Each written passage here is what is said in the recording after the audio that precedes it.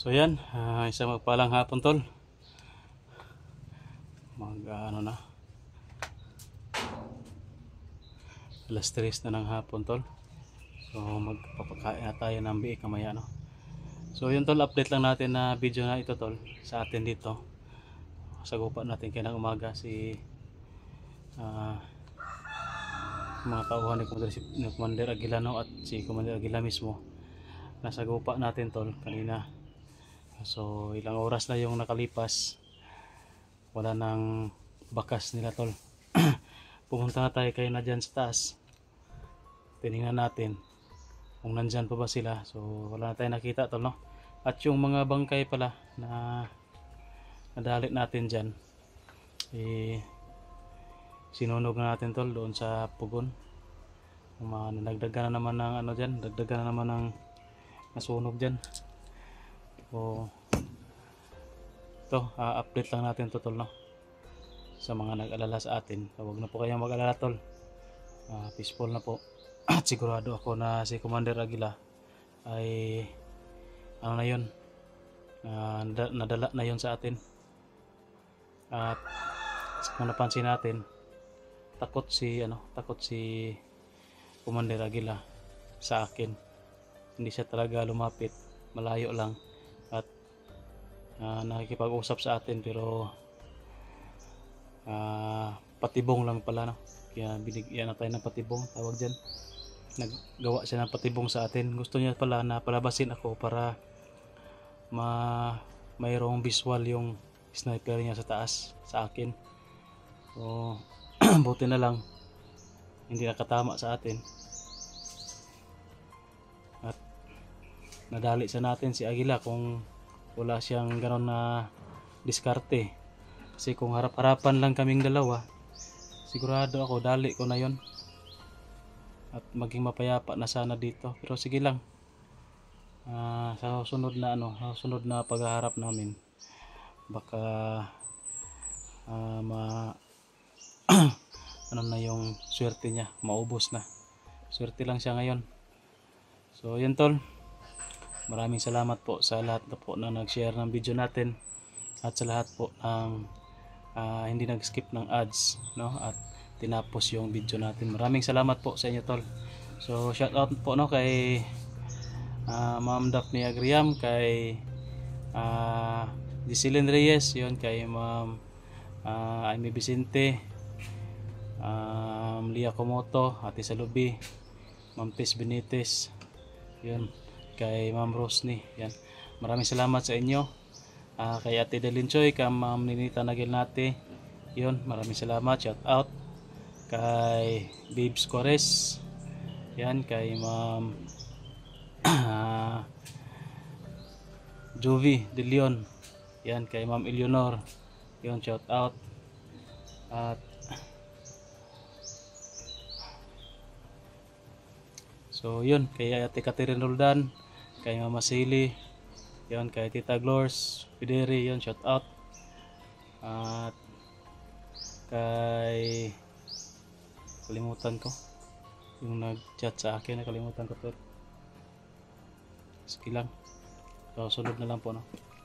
So yan tol, pakita natin yung sinunog natin at saka yung paligid no, kung para makita ninyo na safety na tayo at wala nang dito, wala nang umaaligid-aligid. So yun,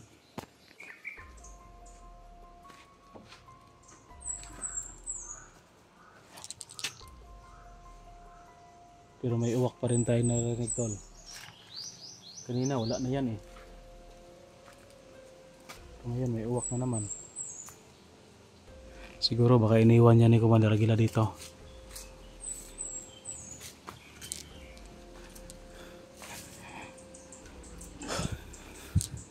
So ito yung mga biik natin, yan, mamaya pakainin natin yan.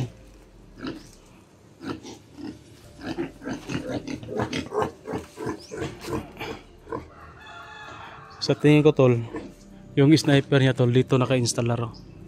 Diyan no, sa may kawan diyo. Yan. Diyan sa bundok na yan tol, kasi pag lalabas ako dito kasi dyan lang ako eh, dito ako nakatago. Gusto niya lalabas ako para dito, parang dito ako binaril banda. So yan oh, bantang kayo. Oh. Tsaka pinuntahan ko na dito kayo na tol, no? Katapos natin sunugin yung ano dito, wag na natin pakita kasi parang may buto pa. At dito parang tumakbo si Agila tol. Iwan ko baka dito or dito siya tumakbo, no? Hindi natin na ano kasi safety first tayo. Baka paulanan tayo ng sniper dyan, delikado, kaya nagcover muna ako. Hinayaan ko na lang si Agila na makatakbo. Hindi naman pwede na pilit talaga natin na daliin kung napapalagay tayo, malalagay tayo sa peligro, no? Madali nga natin pero madali naman tayo ng sniper. O paano yun? Kaya hinayaan lang natin na makatakbo, no? May panahon din yan sa atin tol.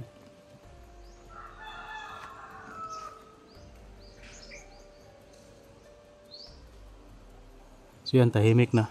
Uy, ayan tulo, may uwak na naman tulo.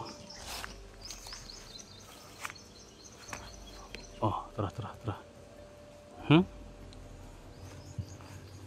Pero hindi na uminit yung ano ko tol, mga agimat.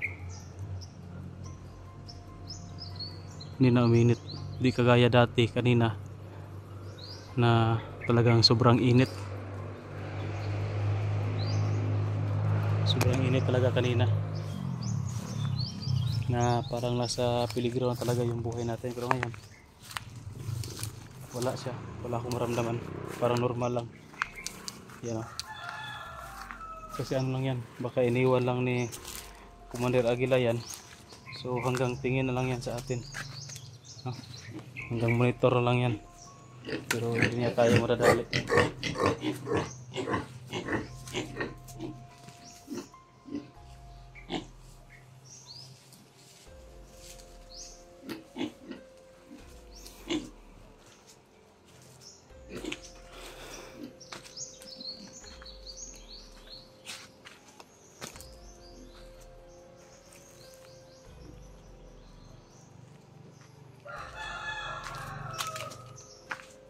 So yun tol, yun, nakakita natin, no? Tahimik na naman, back to normal yung ano natin dito, sitwasyon. At yan,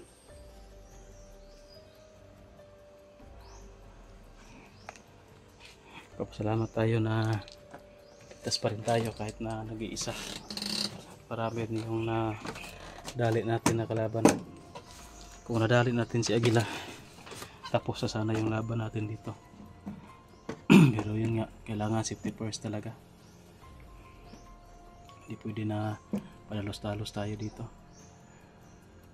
Kahit nasa ano tayo dito, nasa teritoryo tayo natin, huwag pa rin tayong magkumpiyansa. Kasi alam nila na nandito ako.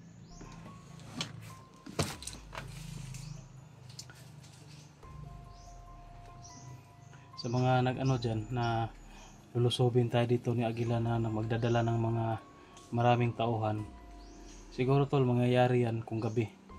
Pero kung araw, malabo yan kasi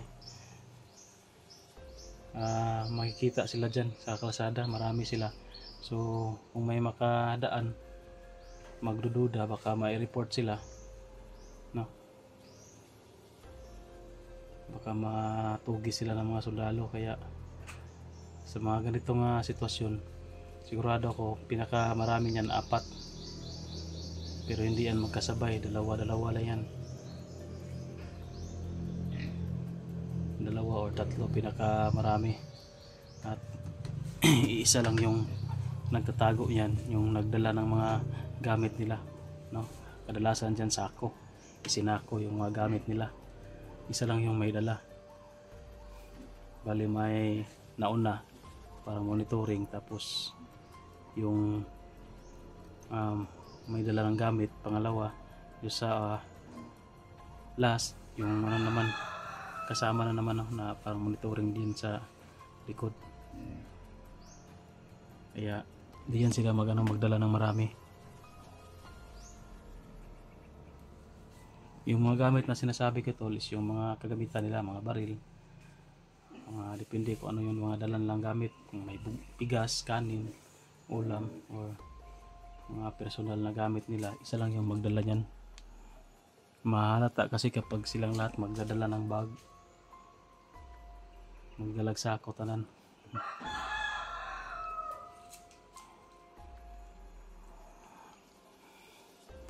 So yun ang tol, kailangan ko pang baka mag sideline pa ako kasi maghanap ako ng pambili ng feeds. Kaunti lang kasi yung feeds ko, mabibilis kumain yung yung mga biik, at kailangan natin na may extra para makabili tayo ng feeds para hindi tayo maubusan. Bagay, marami na mga dito, saging. Sabi nila pwede daw yan pakainin ng ubod ng saging,